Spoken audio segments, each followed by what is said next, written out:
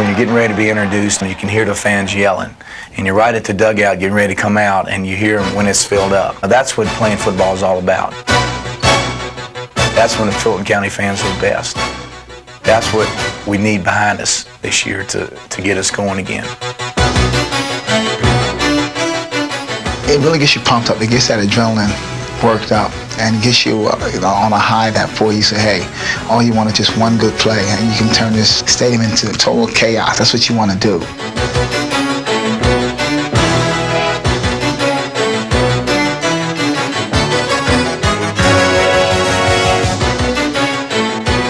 Falcon fever. In 1987, its symptoms will be excitement, unpredictability, and fun. Let's see if they try to get some pressure on Roby. They're going to play it safe, but he dropped the football, and Brett Clark's going to bring him down at the 15. Here's a lateral as Roby got it to Jensen. Jensen now trying to load up and throw. Flags are down. Wide open over here on the near side. Miami's got a receiver at midfield. To the 45, 40.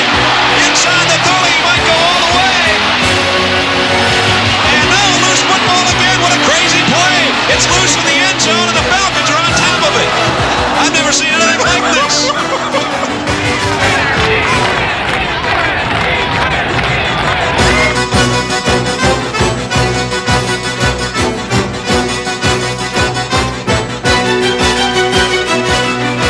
The '86 Falcons were improved in many areas, but they still fell short in others. Since then, however, several positive steps have been taken to lessen the sting of last season's disappointments. There are reasons to believe that Atlanta will improve upon their 7-8-1 season under the guidance of new head coach Marion Campbell. As defensive coordinator last season, the Swamp Fox redesigned and revived the Falcon defense and helped Atlanta to their best record since 1982.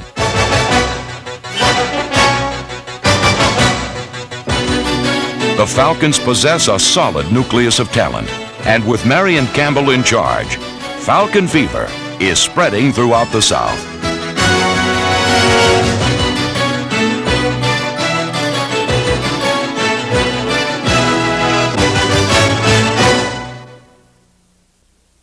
One of the NFL's biggest stories in 1986 was the improvement of the Falcon defense under the direction of Marion Campbell. He's the type of coach that can come in at the halftime and really give you a lip beating and make you play a little bit better.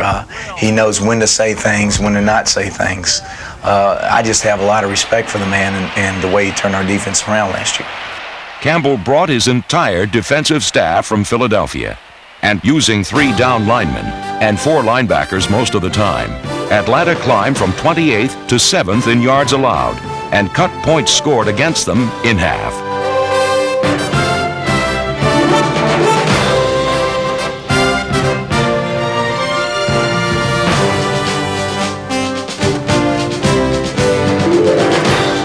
The born-again Falcon defense hustled and hit anything that moved. They were hard to fool and even harder to score against, traits that have always been associated with Coach Campbell's defensive system. Well, what Marion Campbell brought was an established defensive system. He's been running this system, I think, 10 to 12 years, and he knows exactly how it should be played. You know, it's just a matter of getting our defensive personnel that were here and plugging them into the right spots. Left cornerback Bobby Butler, number 23, was the only starter who remained in his original position. Campbell took defensive end Rick Bryan, number 77, and moved him from the left side to the right, where he led the team in sacks.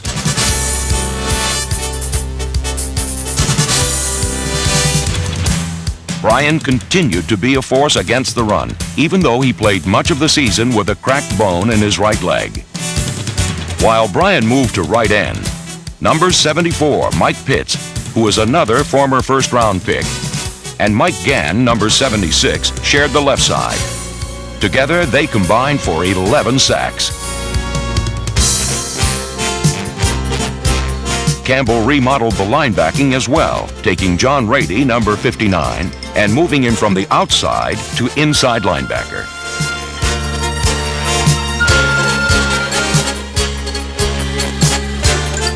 He also moved Buddy Curry, number 50, back inside. And the 7-year veteran responded by leading the Falcons in tackles, something he's done every year since coming to Atlanta in 1980. I consider myself a ball player. I mean, a lot of guys are bigger than I am. Most guys are bigger than I am and stronger and faster.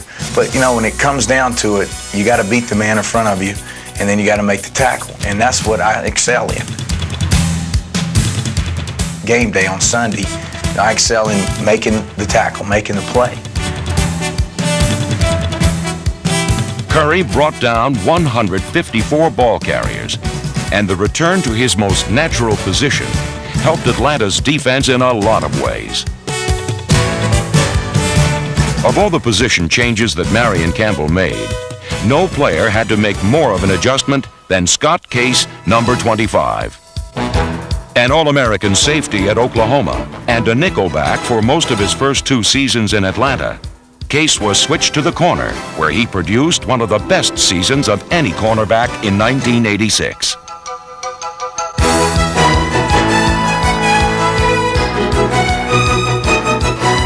As a pass defender, this former second-round draft pick always rose to meet the challenge, batting away 41 passes while intercepting 4 more.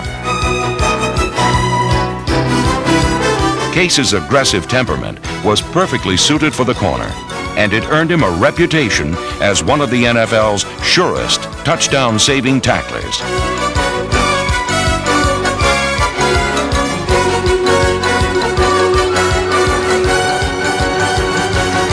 Case and the rest, who were put in different positions, were a key part of the Swamp Fox's master plan. It's just a philosophy that I have about the defense, that different positions require different attributes, and there's a tremendous amount of changes made. And scheme's totally different. While many players changed positions, others like Joel Williams, number 54, and Reggie Wilkes, number 51, changed teams. Both of these outside linebackers had played for Marion in Philadelphia, and in Atlanta, both were welcome additions.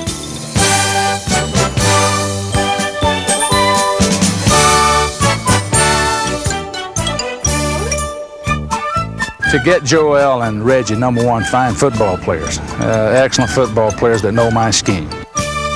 They played key roles in helping me and with the young people that we had, new defense. You know, I can't count the value of that. It was so immensely important to us, and very fortunate for that to happen. Atlanta was also fortunate to acquire Brett Clark, number 28, a hard-hitting safety who came to Atlanta on a trade with the Raiders. A punishing tackler, Clark also led the Falcons in interceptions with 5. By acquiring new talent and changing many positions, Campbell completely remodeled the '85 Falcon defense to fit his own dependable system. And one of the most important moves involved the drafting of All-American nose guard Tony Casillas. Tony came in and first-round draft choice. All eyes were on Tony, and he got better and better and better as he went along. He was a starter. He performed well for us, and I think at the end of the season was really playing dominant football at that spot, and that's a big key to our defense.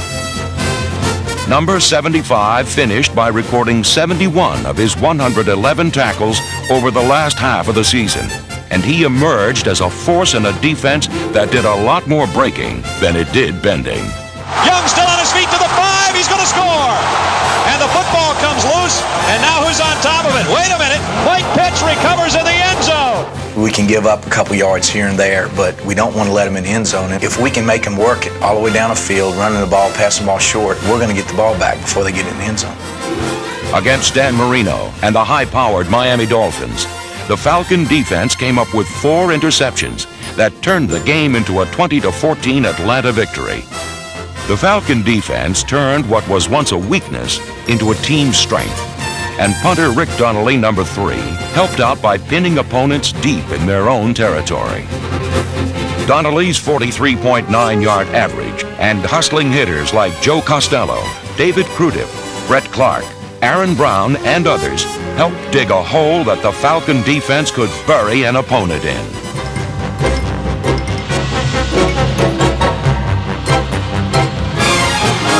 Atlanta took the ball away 36 times, leaped from last to 7th in yards allowed, and last to 6th in points allowed. Improvements that surprised some, but not the man who called the shots. That did not surprise me. A lot of people said, hey, that was a big surprise to come from last, and I mean a terrible last spot, if you can phrase it that way, to all the way to 6th. But I saw the input, and so they rewarded themselves. They had a player's year. Ortego in motion toward the football. Tom Zach drops back at his own goal line. Here comes some Falcon pressure. He got the pass away. It's intercepted. Joel Williams, touchdown, Atlanta!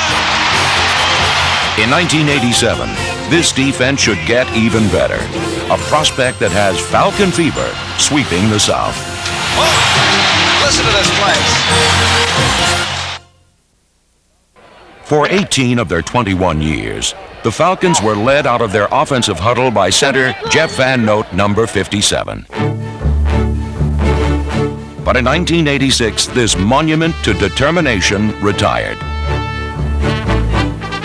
After nearly 2 decades of consistently tough and gritty play, on December 14th, Jeff Van Note was ushered into retirement with a show of affection that was fitting for a man who for so many seasons had meant so much to the team and the town. While the Falcons said goodbye to one hero in 1986, they eagerly welcomed back another. After 2 years of grueling rehabilitation on his injured knee, William Andrews returned to give Atlanta punishing proof that it's not the size of the challenge, but rather the size of the heart that is making the challenge. Used primarily as a blocker, Andrews spent 1986 constructing a courageous comeback and proved that some still play for the love of the game.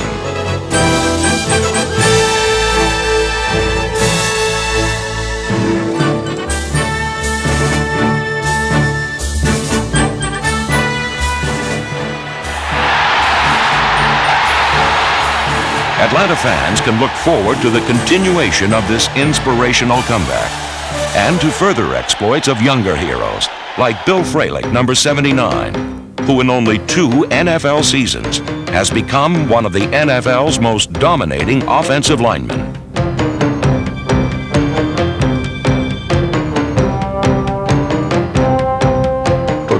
Intimidate the other guy that you're playing against. You know, let's face it, you're out there to force your will on the other person. If you can make him do what you want him to do without him wanting to do it, you know, it's kind of exciting.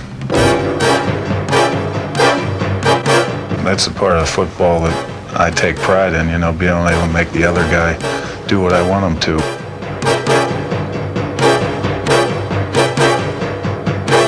Fralick, number 79, was a consensus All-Pro in 1986. Fralick, along with Brett Miller, Mike Ken, John Scully, Wayne Radloff, Jamie Dukes, and tight ends Arthur Cox and Ken Wisenhunt, provide the Falcons with a powerful front line that can hurt an opponent in many different ways.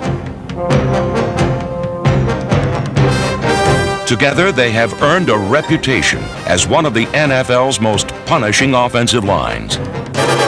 Against the Rams last season, they literally dominated one of the NFL's toughest defenses against the run.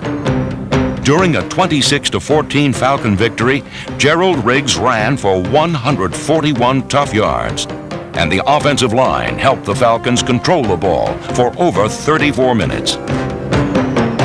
Atlanta finished 3rd in the NFL in rushing, thanks to their physical offensive line and their equally powerful runner, Gerald Riggs, number 42. Over the last 3 seasons, only Eric Dickerson and Walter Payton have rushed for more yards than Gerald Riggs, who just might be the NFL's premier power running back. Big, tough football player. Gerald, when he gets hot, you know, gets that ball running and we get into sync with our run game, he's shown, you know, that he's been unstoppable. Very valuable football player to us. I'd like to see us get a big lead at times, you know, and just give that ball to him play after play after play. And that's when he likes it. He gets better and better and better as he goes. This hard-nosed, uncompromising style earned Riggs a berth in the Pro Bowl and 6th place in the NFL in rushing. In 1987, Atlanta's rugged running attack will provide Atlanta's new assistant head coach Jim Hanifan and offensive coordinator Rod Dahauer with a proven dimension, while they work to improve the Falcons' passing attack. At quarterback in 1987, David Archer, number 16, will return after a season that was filled with both promise and frustration. A separated shoulder knocked Archer out of the 1986 season, but not before he showed signs of becoming a first-rate NFL quarterback.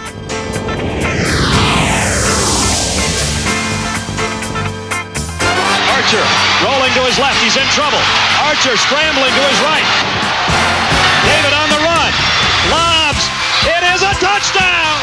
When Atlanta lost Archer, Turk Schonert, number 14, stepped in and showed he too had a knack for finding the end zone.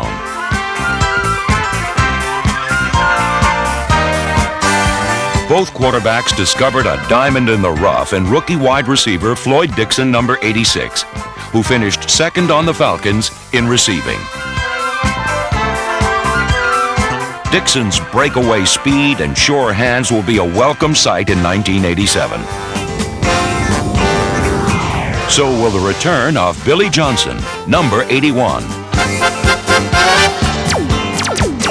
White Shoes played just enough last season to realize how valuable this tiny third-down receiver can be.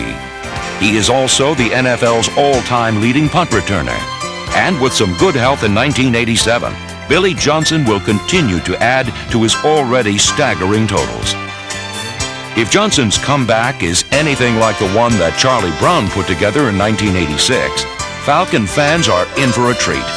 Brown, number 89, put 2 injury-plagued seasons behind him and returned to the form that once made him one of the NFL's most feared deep receivers. Brown led the Falcons with 63 receptions for over 900 yards and gave them a long-distance threat they haven't had in years.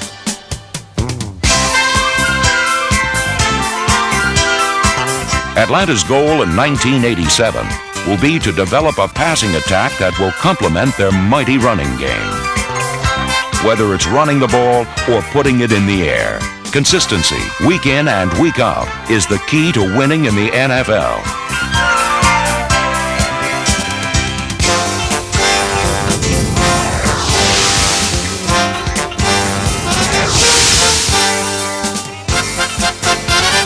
This promises to be a challenging task for the Atlanta offense in the season to come, but one that has the excitement growing.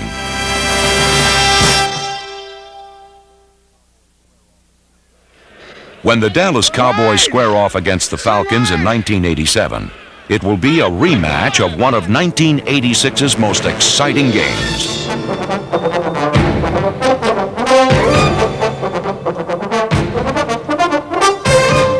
Three Falcon takeaways resulted in 17 points. Long count. White's going to throw. Comes near side. It's picked off. Bobby Butler. 30, 25, 20. It's an Atlanta touchdown. The Falcons are in front. And Bobby Butler read it like a cheap novel. Touchdown, Atlanta. However, when the Falcons fell behind 35-34, Atlanta was in desperate need of a miracle from deep in their own territory. And with only a minute and 39 seconds remaining. Archer drops to throw. David sets up, waits, now rolls to his left. Throws long. Floyd Dixon. He's got it. Dixon to the 15, the 10, the 5. Dixon to the 4-yard line. 23 seconds to go. Falcons down by a point. Snaps clean. Kick on its way. The kick is good. Luckhurst with the field goal. 20 seconds to play.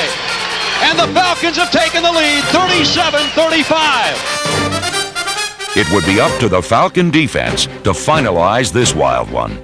10 seconds to play. Now less. White rolling. In trouble. Scrambles. At the 25. Loads up. Throws long. Sherrard. And it's Tony Hill. Tony Hill at the 20. The 10. Tony Hill out at the 10-yard line. I don't believe it. Time has run out, I believe. The Falcons have won it.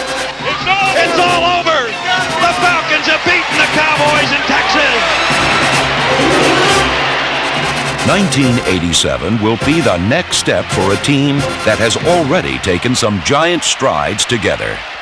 I don't think it's much of a transition. I think a lot of people are going to be a little surprised when they're thinking we're going to have to go through a whole rebuilding process. It's not. The defense is already set. The offense is going to be primarily what we had last year, except for a few variations. And we're going to have a good team. It'll be the team that we've been in the past as far as aggressive, hard-nosed football. I think that we can look forward to more success, you know, a better one-loss record, which it all really comes down to. It's down, the football came loose. It's picked up, and it's James Britt on the run. 50, 45, 40, Britt might score. Britt's going all the way, left sideline. Touchdown, Atlanta. I think with a couple big plays here and there, we can be a winning football team, an exciting football team to watch. Well, here's the play of the game. 1:55 to go. 4th down and 2, and Archer to throw. David sets up, waits, rolls to his left, scrambles back to his right. He's in trouble. Archer looking for somewhere to go. Now he throws. He's got his man. Another Houdini act in the waning moments. Nobody quit or gave up. On any given Sunday, you could go back and look, and you know, at any minute of that game, that people were trying 110% from the Atlanta Falcons, and I took a lot of pride in being part of a team that, when all the chips were down, we were still fighting like we were fighting to go to the Super Bowl. Archer looking over that 49er front wall. Here they come. Archer back to throw. He's under pressure. He goes over the middle. Sylvester Stamps. Stamps at the 30. Stamps breaks away. 25-20. Sylvester Stamps down the sideline. He's going to score. Touchdown, Atlanta. Falcon Fever. Catch it in 1987. I would suggest and tell the fans they better go ahead and get their season tickets. And if they want to have some fun, they want to get on the bandwagon and get on our side and start cheering, then you better start preparing early.